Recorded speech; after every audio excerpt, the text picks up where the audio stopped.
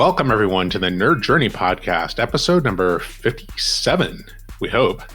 We're joining you every week to talk IT career progression and bring you the advice we wish we'd been given earlier on in our careers. I'm your host, John White, at BJourneyman on Twitter, joined by my co-host, Nick Cordy, at NetworkNerd_. Hey, Nick, how's it going? Hey, John. I have just consumed massive amounts of coffee as usual, so moderately juiced, and glad we're recording, to be honest with you. But that's another story for later. We are both pre-sales technical engineers with backgrounds in IT operations. We hope our career discussions will be vendor neutral, relevant across disciplines, and remain timeless. If you're enjoying our content, please drop us a positive review on Apple Podcasts or wherever you subscribe. And if you want to get in touch with us, tweet or DM at Nerd Journey. Ultimately, we're just two nerds on a journey. A journey to virtual enlightenment. So let's take a trip.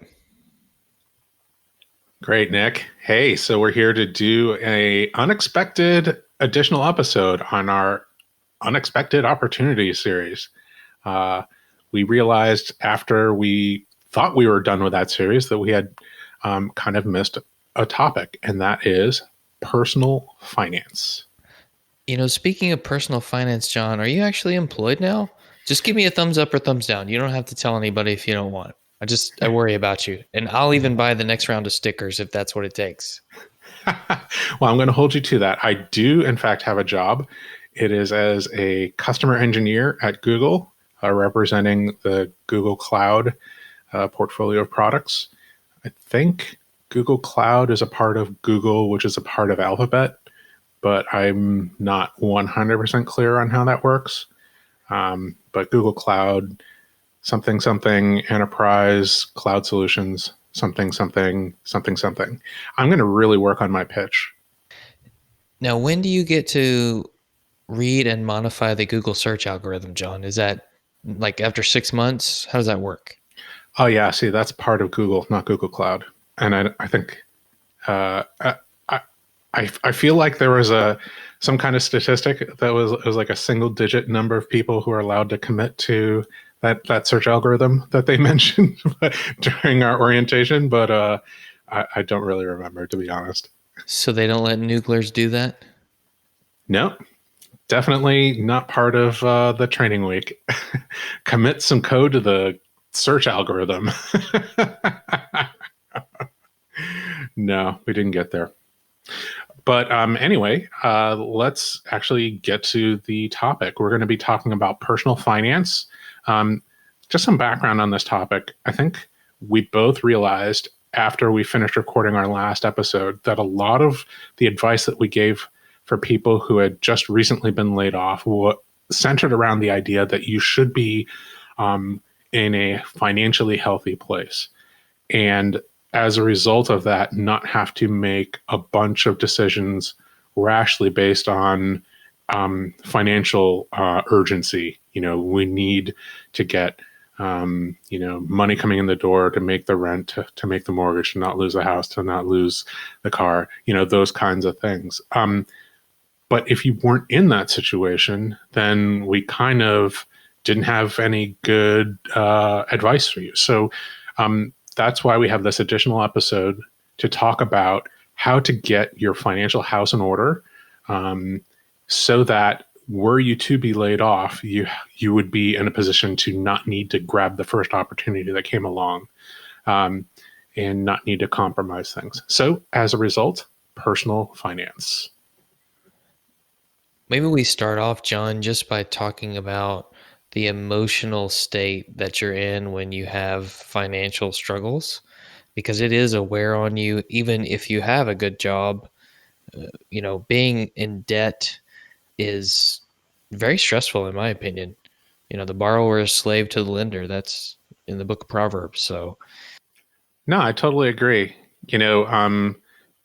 If you are in a place where you're in debt, you have to spend a whole lot of energy just to avoid thinking about the debt and the power that it has over you. And that's a lot of energy that you don't have to do other things like digging yourself out of that debt. So it's a whole lot of pressure. It's not a good emotional place to be.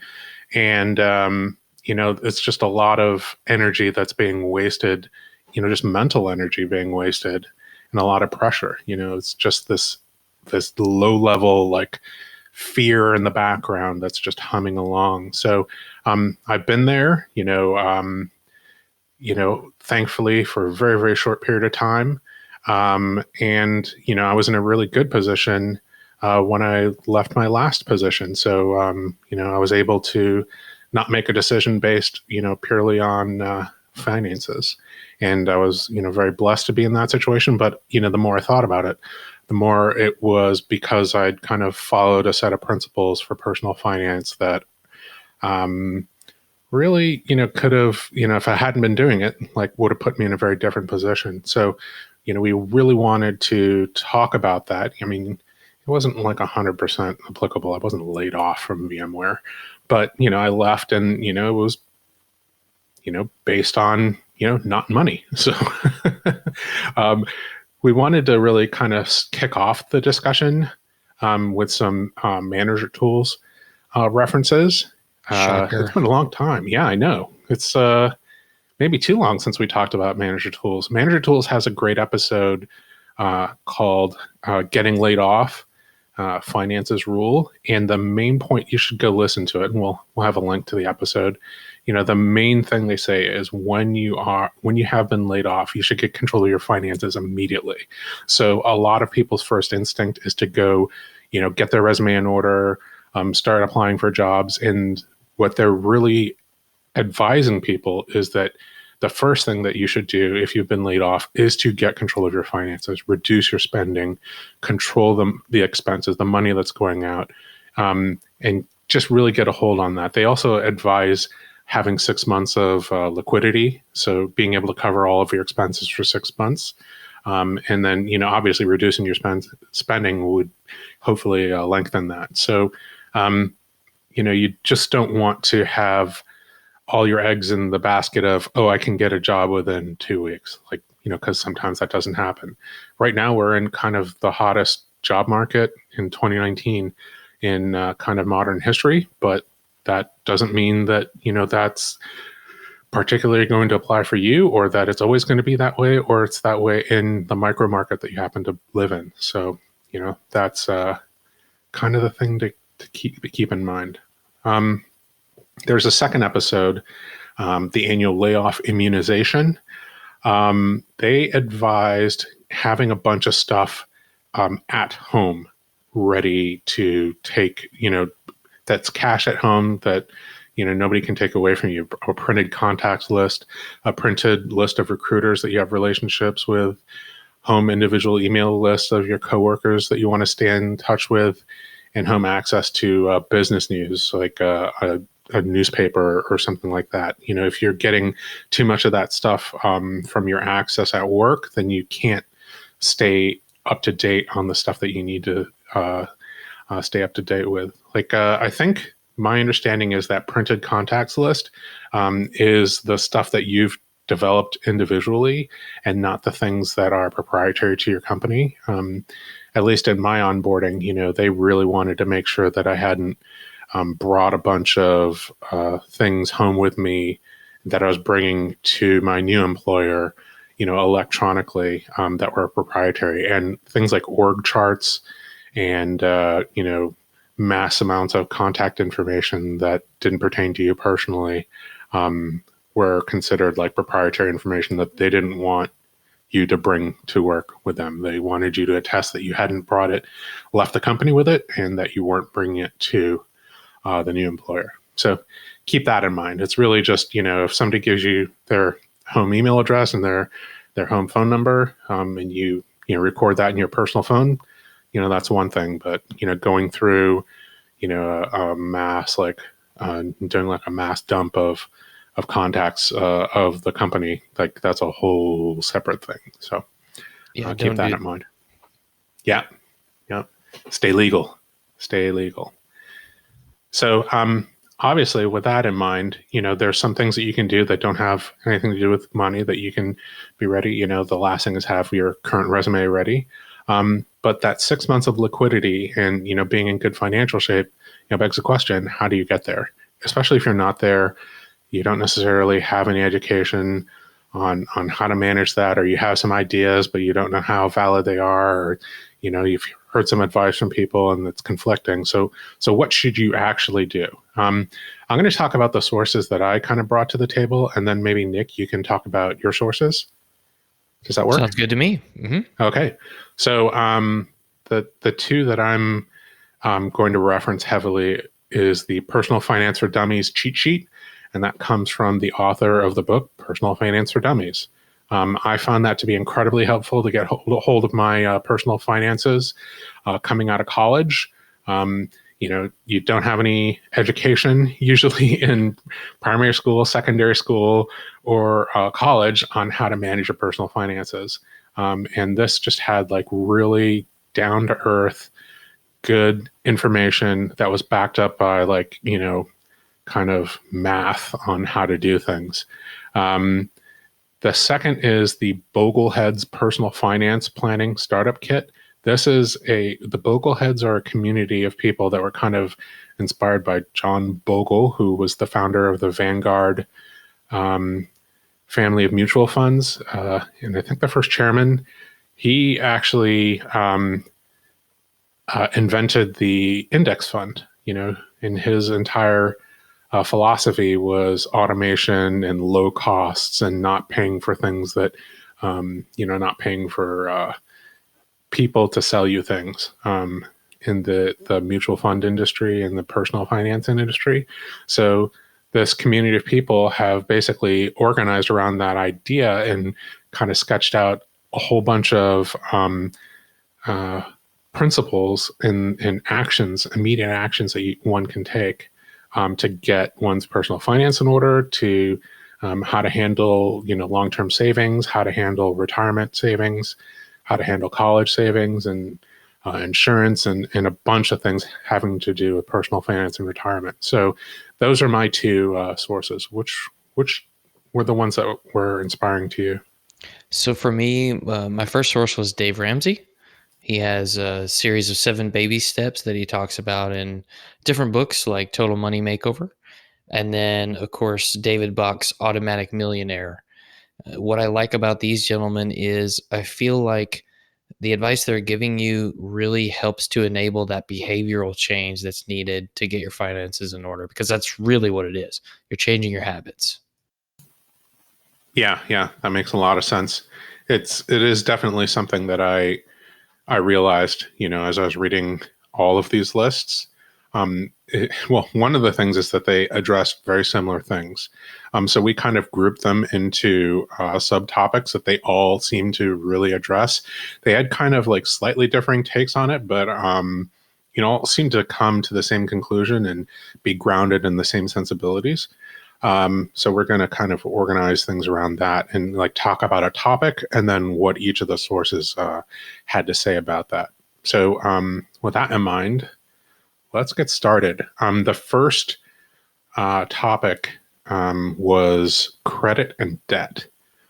And the Personal Finance for Dummies cheat sheet had a couple pieces of advice here. They said, don't buy consumer items that lose value over time on credit. That was really interesting to me. The idea that if you're going to buy something on credit, it should go up in value or have a stable value, not something that goes down, right? And then the second piece of advice that kind of went along with that was use credit cards only for convenience, not for carrying debt.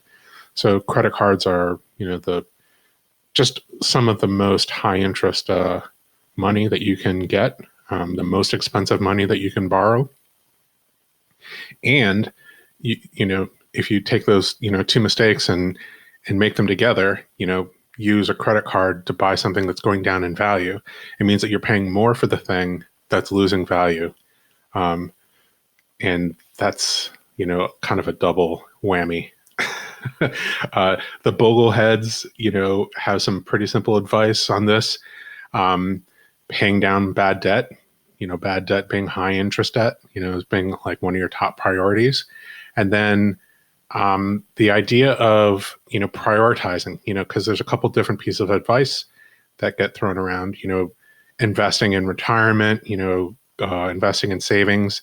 When should you do that? And when should you pay down loans? And their specific piece of advice, there's an article on that we'll link to, but the specific piece of advice is that there's almost no investment that you can make that will guarantee the high rate of return that paying off or paying down high interest loans can bring, right? So credit card debt can be 20%, 25%, 30% interest rates. There's almost no savings that you can or investment vehicle that you can put your money into that's going to get you that rate of return, right? So whether you make it or whether you avoid paying it, it really is kind of the same thing. So that's 25% interest that you won't have to pay on something. That's very, very mathematically similar to getting that rate of return on your money like immediately. So unless you can make a rate of return that's higher than the interest rate on the loan that you're talking about, you should pay off the loan, right? And almost nothing is going to pay off at a rate higher than the loans. So that's kind of the two or the family of advice from my two sources. So Dave Ramsey has this thing he coined called the debt snowball, and that you should pay off all your debts except your house using this methodology. Now, it's really more behavior modification than mathematics here. His idea is if you can get some small successes, that it can really help you build the habit and change your behavior. So if I take all my debts from the smallest debt amount that I owe to the largest, I should focus all of the extra money I have to eliminate the smallest debt first. Even even though it's small, I can pay the minimum on everything else, even if they're more interest for now. Once I've eliminated that debt, I take all the money that I was putting toward that debt, put it toward the next highest or the next lowest, excuse me. And I just keep snowballing from there until I eventually pay off everything with this momentum. And I've actually used this methodology, and the psychological trick in that it really does help you get it done. Somebody in the book even asked if they should stop saving for their retirement to do this. And if you're in enough debt, maybe that makes sense to do it. That's probably more of like a religious debate, honestly. But It's probably a mathematical debate, right? Like yeah, if you can put money into a retirement account and you have like a company matching that to a certain degree, then it sure. might be 100% rate of return right away because of the match. Now you might not be able to touch that, until retirement age, but that's a 100% rate of return that paying off debt can't get you. Therefore, you should do the retirement. But like you said, there's a psychological element to just paying off the debt that can be very rewarding. I mean, me personally, like I would have to say that like I would get more psychological reward from paying off high interest rate debt than I would from eliminating total number of debts. But you have to make a self-assessment, right? Like for a lot of people, I think, reducing the total number of credit cards that they have to pay off is a powerful thing that might be more powerful than reducing the total amount of debt that they have to pay. And you just have to figure out for yourself which is the better route for you. And this might be a good default. Yeah. And David Bach in The Automatic Millionaire kind of says the same thing you did. It's more beneficial to save something with that 401k match, even if it's $10, that's going to build wealth over time and help you out in the long run far more than starting later. And you could still do a debt snowball. He actually recommends start with the highest interest rate first. Mm-hmm. Mm-hmm. But he sees the point of the snowball. Now his deal is make it automatic to where you can't touch this money. Like it is not I get money from my paycheck in my account and then I pay the bill. It is I set up an automatic payment of this bill, see if I can get all my bills adjusted to the same day of the month if possible, so that it's easier to handle. But it's now automatic, and I don't have to worry about whether I'm going to do it or not. I'm going to do it because I've set it up, and I can only touch the amount that's in my account that's left. Right. That's another powerful psychological tool is setting up like automatic bill pay, automatic payment of that debt. Whatever it is that you do, you set it up once and it just happens on autopilot, right? And then you don't have to make the decision to do it every single month or every other week, or however often you get paid. It just happens automatically. And that's a really powerful tool. I really like that idea. Because if it sits there in your account, you're probably going to spend it or put less towards your debt than you would have otherwise. Right. Then you start getting ideas, right? You know what I could do with this money? You mean other than paying off your debt? Yeah, other than paying that off. Yeah. Yeah, So, I mean, what's interesting is like none of these people are advocating not paying off the debt, right? Everything's like exactly. pay off the debt this way or pay off the debt this way. But, whatever it is that you do, whichever method of paying off the debt or making payments on that debt is works better for you, do that one, but do it. Like, don't Yeah. not And do it. stick to it. Yeah. Yeah. Yeah. Even if it takes you years, stick to it. Absolutely. Yeah. And get your spouse on board with this too, because if you're both not on board, then it's not happening. Oh yeah. That's something that, is you know, as a family, you all kind of have to be together, like making this decision, because any individual person can make a decision that impacts everybody, and that's your spouse, your kids, like everybody kind of has to be on board with like, hey, this is the financial priority of the family, and this means we're going to be making some different decisions, right? Which actually gets to the next point, which is expense management.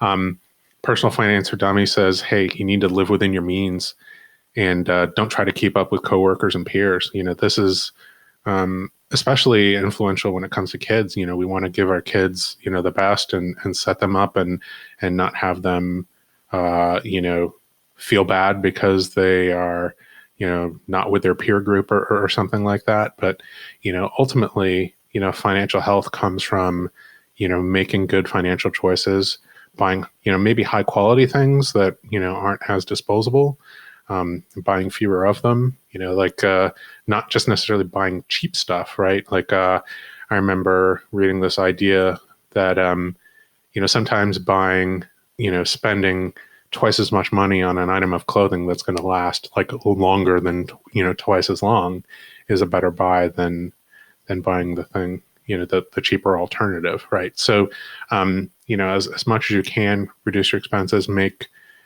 good choices, make good investments in your expenses, and make sure that you're buying things that last a long time. The Bogleheads, had the additional advice of tracking your expenses, staying within your budget. There's a lot of stuff around, living below your means as opposed to living within your means, right? And taking that extra money and paying off debt. And then as soon as you paid off debt, starting to invest in savings, emergency funds, and retirement, et cetera, stuff that we'll get to eventually. Right. And that's a great point. Dave Ramsey advocates the saying, where's my money going? What am I spending it on? If I don't know that, it's hard for me to determine what could be eliminated or reduced. David Bach has this idea called the latte factor. If I am someone who has to go buy a cup of coffee every day or maybe a drink from a gas station every day, I could potentially save that money, not make that behavioral decision. And over many years, that could be $1 million. Yeah. Just that one small change. And, we're not talking about huge changes. Yes, there may be cases where you have to sell one of the cars or something like that because you need to get a bunch of debt cleared. But Mm-hmm. maybe it's just some small adjustments like not eating out as much or even just ordering water when you go to a restaurant and Right. pocketing the $15 towards something else. Yeah. Yeah. There's an alternate point of view on this, which is like if you go into, again, this is a psychological thing that if you just, are, withhold and don't do any kind of like self-care at all or treating yourself, then eventually things will build up and you'll splurge and have a, quote unquote cheat day and then feel totally justified. So you have to balance, psychologically balance and go, hey, if this is like a self-care item, I need it, but like, always keep in mind, where it is that that money actually needs to be going, and maybe try to work on getting that same kind of psychological payoff by paying off the debt as opposed to buying steamed milk and coffee, right? And obviously, as you pointed out, the latte factor, like the latte is a stand-in for any like incremental indulgence that we take on a regular basis, that if it cuts back, that's $5 a day times 300 days is, can be significant money. But there's also, the kind of like large mistakes that we can make that might be, more influential too. And we have to keep an eye on both those things. Absolutely. Awesome. So let's get to the topic of savings. That's the next major topic. Personal Finance for Dummies says save and invest at least 5 to 10% of your income. I'm assuming that means, that should, probably first go to paying off bad debt and then start going into savings. Manager Tools actually has an article about saving 10% of what you make. And I'm guessing that your sources have like similar themes there, right? Mm-hmm. Yeah.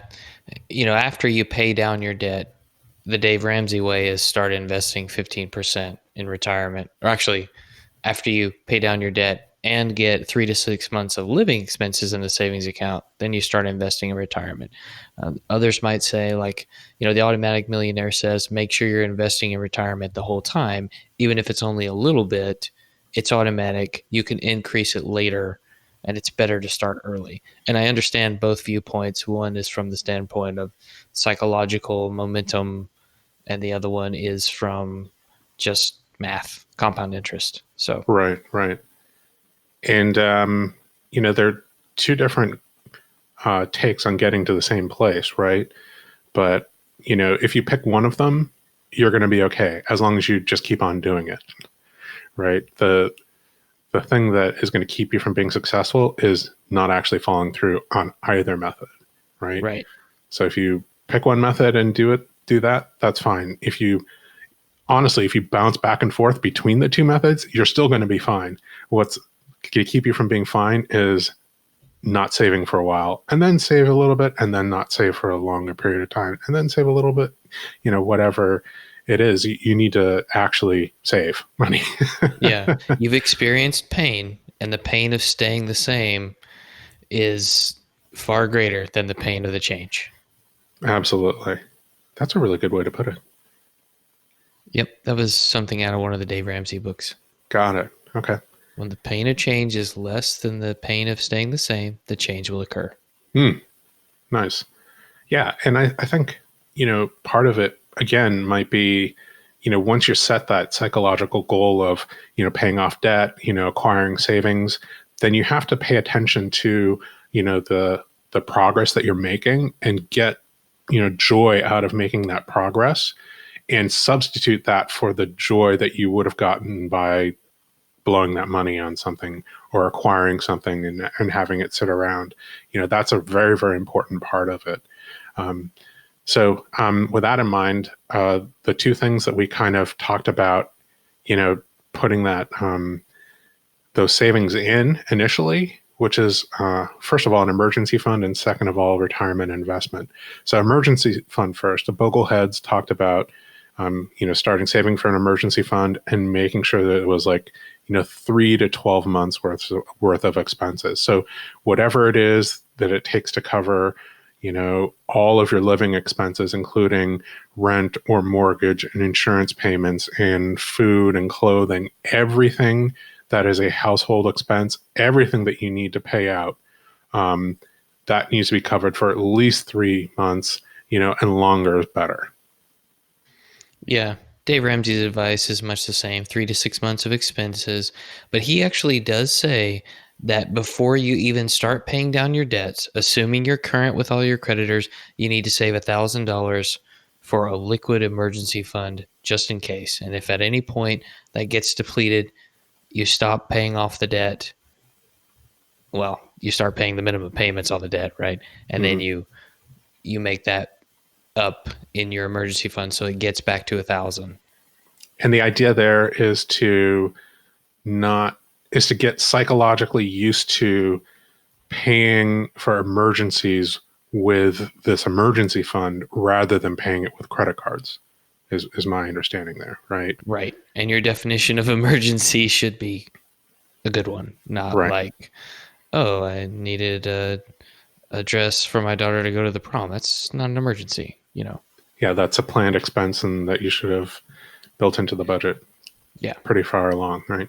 Yeah, okay, cool. Emergency funds. And then next is retirement investment. Um, Personal Finance for Dummies says, has a couple of pieces of advice here. Avoid financial products that carry commissions and expenses. That is actually fairly common in the industry. Um, Second, invest the majority of your long-term money in ownership vehicles that have appreciation potential, such as stocks, real estate, and your own business. The Bogleheads are even a little bit more strict on this. They advise putting that retirement money in very specific types of low expense mutual funds.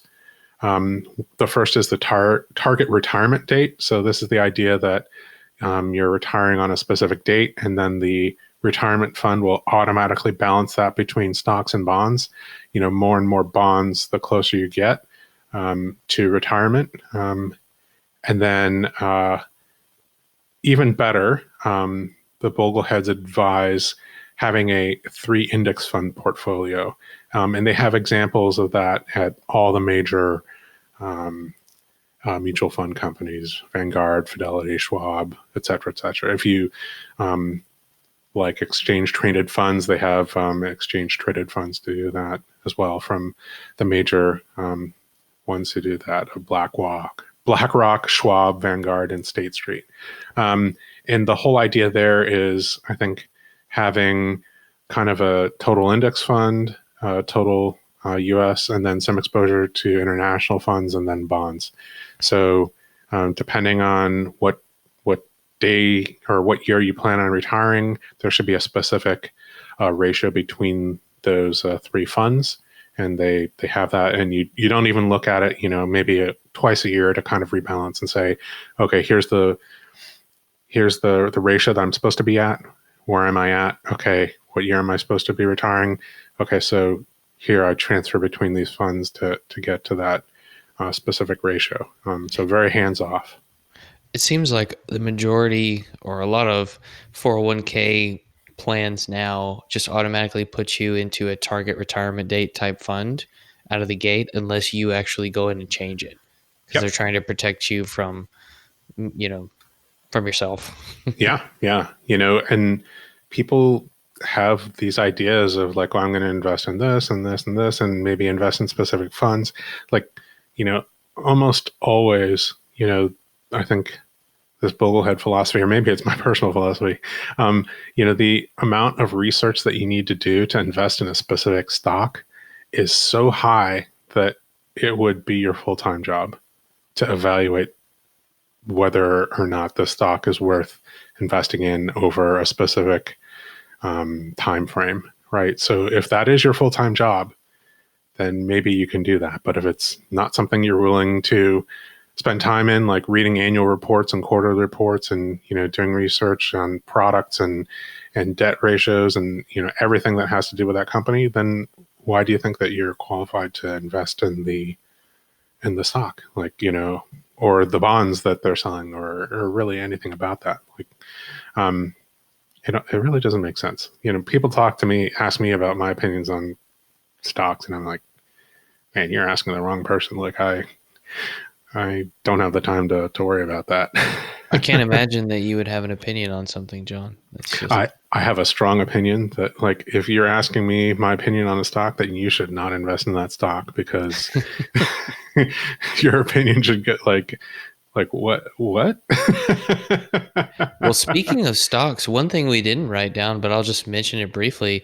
Some companies have an employee stock purchase program where you can, buy the stock at a little bit lower rate than fair market value, let's just say, and profit from that.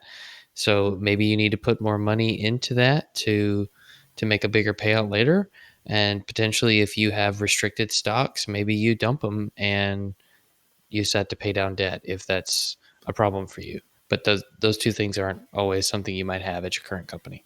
Yeah, yeah, very true. And there's probably an entire philosophy there. Like I remember thinking that it didn't make sense for me to have like my retirement future and my paycheck tied to the same company, right? So I didn't want my retirement funds tied up in just the stock of the company I worked for, because if that company went down and fired me, then and all my retirement funds were invested in that company stock, then it was also, you know, evaporated. So you need to like diversify off of just the company that you work for. You don't want to be, you know, you don't want to double down, basically, I guess is what I'm saying.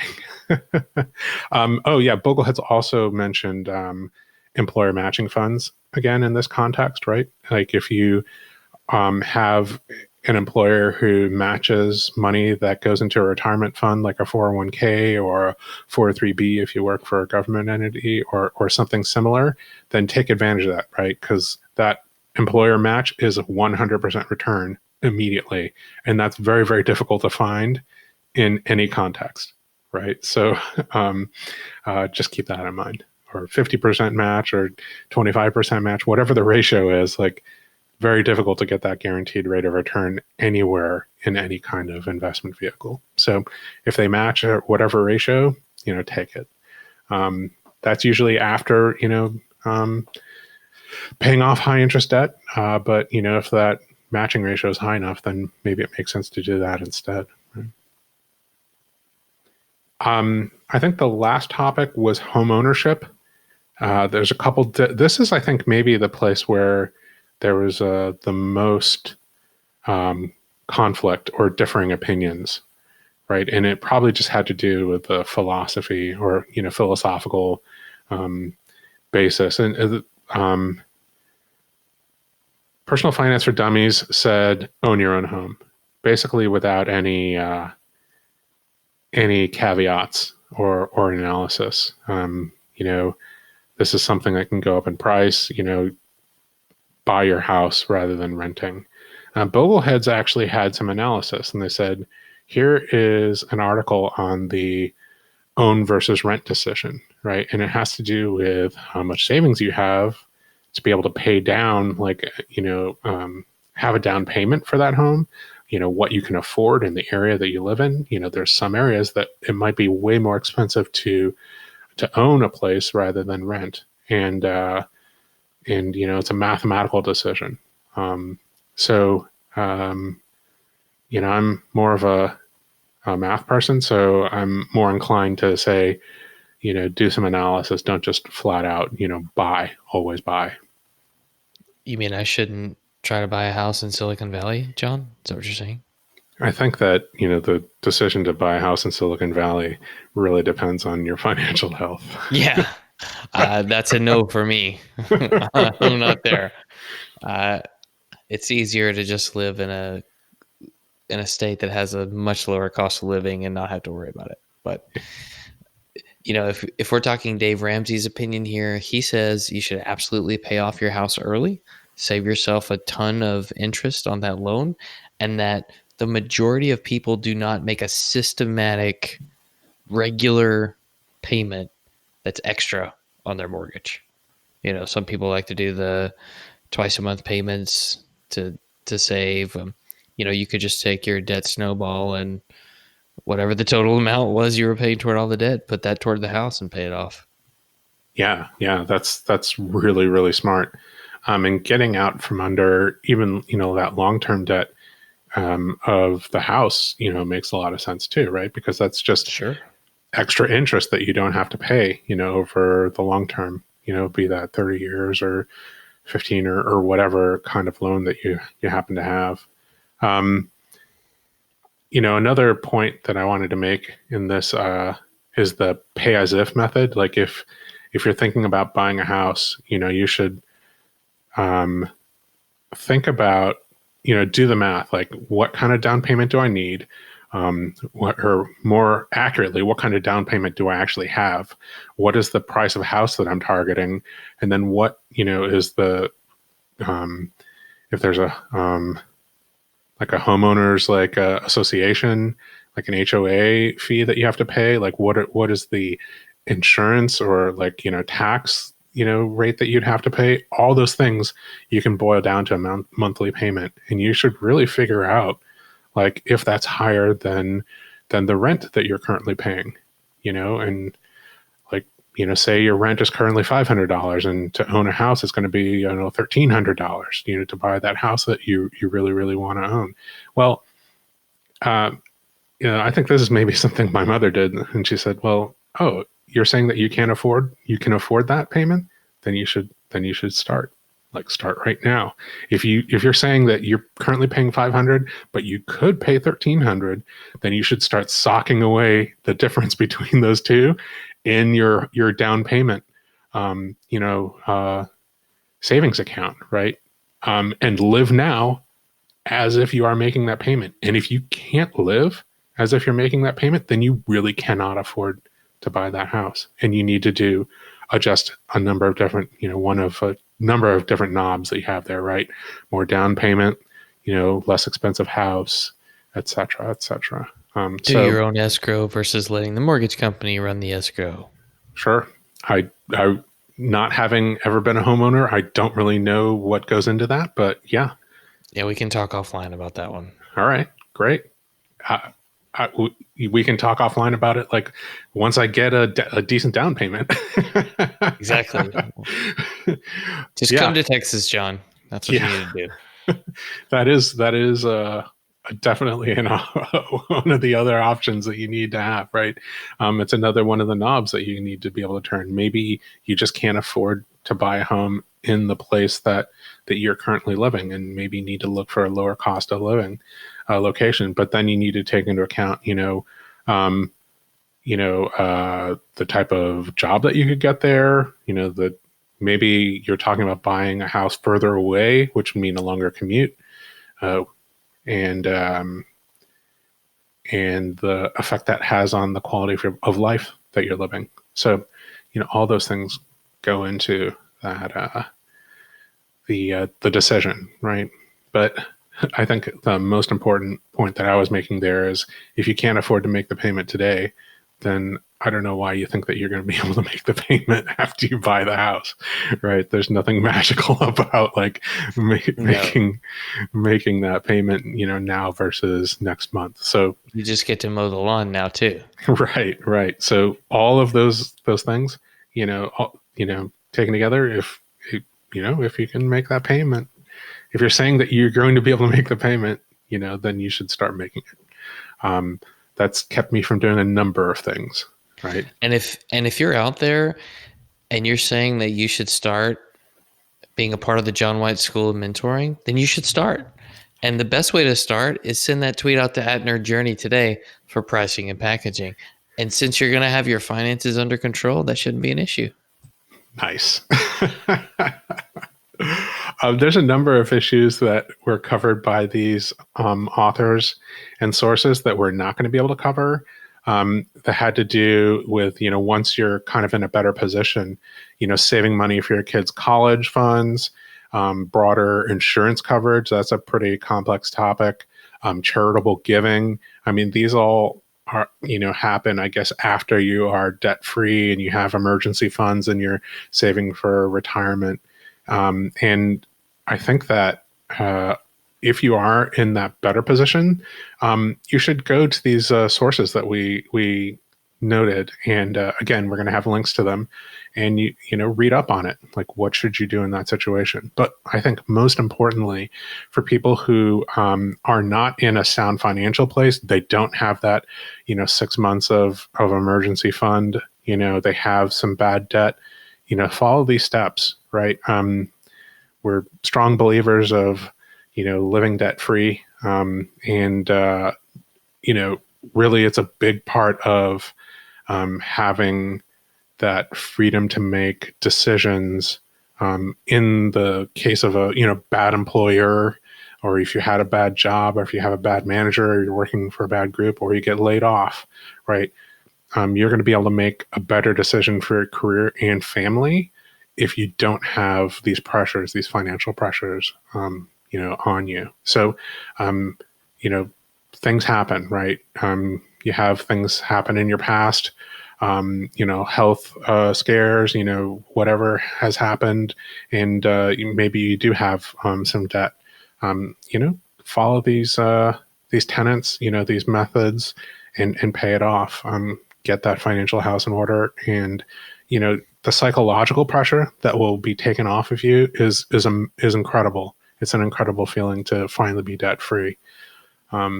It's to be able to make a decision on a job without having to take into account, like, well, I don't want to take it because it's not a good match, but I have to because I need to make these payments. I mean, that's a terrible position to be in, and it's a great position to be able to say, pass. I'm waiting for the right thing.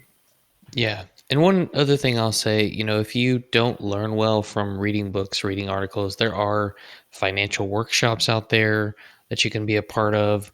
Dave Ramsey has a financial peace university that he offers. I'm sure there are many more from popular financial planners and the like. Yeah, a lot of I stuff. don't know if John has one that he's offering as part of the John White School of Mentoring, but if he is, we'll make sure and let you know. Actually, I was just thinking, like, there's a bunch of these things and a bunch of these principles that are, people record YouTube videos about, how to do these things. So, if we have some time, we'll dig those up and add them to the resource list as well. And if another thing, if you're going to mentor someone who's new to the workforce, I think talking to them about finances is smart. That was one of the first things that one of my mentors talked to me about. And he gave me some great advice, and I definitely appreciated that. And it was one of those things that, oh, I didn't realize I needed that advice until after you told me. Yeah, yeah. And not everybody, like, not every family has this as kind of like their, kind of baked into like how you grow up. I remember, my parents always talked about, avoiding credit card debt, about avoiding, kind of the hamster wheel of, having a bunch of different credit cards. And I can even remember my father saying, credit cards are like financial cocaine. It's like it's people get hooked on it. It's addictive, to be able to live outside your means and, live a certain lifestyle that you're, maybe you can't actually afford to live in, but it's a quick hit. And the problem is that, the long-term ramifications on your life, you eventually have to pay the piper, right? So let's maybe all promise ourselves that we reduce that standard of living, pay down debts, save money, be able to make sound financial decisions without having to worry about the next payment. And all this means that you're going to be making more money at the end of the day from the same job you had. Absolutely. Absolutely. That your take home pay is going to be higher, right? When you pay off a credit card and you no longer have to pay that minimum payment, that's like extra money in your pocket, right? And I think in that snowball method, all of a sudden, debt gets paid off faster and faster. And then suddenly, when you're out from underneath all of that, like your paycheck, it feels like you got a raise, right? Because, the 20 or 30% of the money that was immediately going out the door to pay off bad debt, suddenly you can put in your pocket and start, doing things that you wanted to do, right? I think that live as if that I think that actually came from my mother when talking about buying a car. It's like, oh, you want to buy that $30,000 car, and like, justify it. Like, how will you make this payment? Like, et cetera, et cetera. Oh, okay. Well, if you can make that payment, then you should start doing it. Like, start doing it right now, to yourself, if you can really live that way. And it was like a big shocker. I'm like, yeah, you're right. Maybe I will, maybe I won't. I feel like we should have played Mo Money, Mo Problems as the intro music for this episode. Yeah, I don't know if we can pay for the licensing for that. Yeah. In Well, fact, maybe we should just sing it. no, No? Okay. I think you still have to pay licensing fees for that. Okay. Never Yeah, mind. yeah, both to Biggie Smalls and to I think to Diana Ross as well. There's a Diana Ross like sample there. Um, yeah. Anyway, we don't we don't have any advertising, so I think that we should not do any kind of saying. You know what? I'm going to leave a space here um, for you to sing that Diana Ross hook, and then maybe in post, I'll put it all together and I'll rap over that. No, okay. Well, yeah, maybe next time. Maybe we'll do that next time. I can't stop laughing. After you said Biggie Smalls, I lost it. Okay. Well, it was We should tough. just end this show right here. Okay. well, I think that's all that we had anyway. Anything quick that we didn't cover other than Biggie Smalls? No. Just a reminder, we want people to subscribe and give us a positive review on Apple Podcasts or wherever you're listening. Even if you don't like Biggie Smalls, we want to know if we're being helpful and are always looking for interesting questions to ponder. We're collectively on Twitter at Nerd Journey when we're not explosively cracking up. So farewell, listeners. Tune in next time as the journey continues. I'm John White at V Journeyman for the laughing Nick Cordy at Network Nerd _ signing off. Adios.